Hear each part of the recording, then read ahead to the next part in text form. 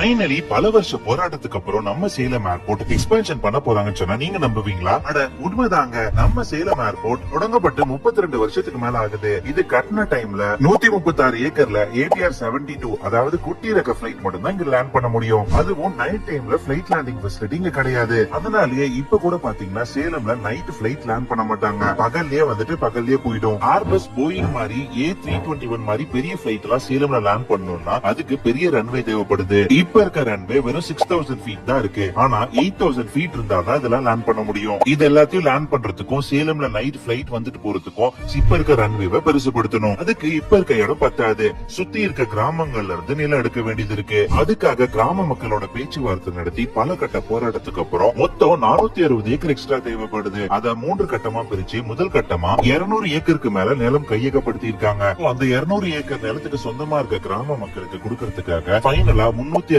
கோடி ஒதுக்கி இருக்காங்க. இதனால கூடிய சீக்கிரம் விரிவாக்க பணி நடக்கும்னு எதிர்பார்க்கப்படுது. சோ சேலமோட ரன்வேவும் பெருசாக போகுது, சேலம் ஏர்போர்ட்டும் பெருசாக போகுது. கூடிய சீக்கிரம் சேலம்ல நைட் லேண்டிங் ஃபெசிலிட்டி பெரிய பெரிய பிளைட்ல லேண்ட் ஆக போகுதுங்கிறது ஒரு சந்தோஷமான கூடுதல் தகவல். இப்போ சேலம், சென்னை, கொச்சி, ஹைதராபாத், பெங்களூருக்குலாம் பிளைட் இருக்கு. இந்த எக்ஸ்பென்ஷன் நடந்தா இன்னும் பல ஊர்களுக்கு விமான சேவை தொடங்கும். கூடிய சீக்கிரம் இதெல்லாம் நடந்தா சேலம் மாநகரம் பெரிய வளர்ச்சி பெறுங்கிறது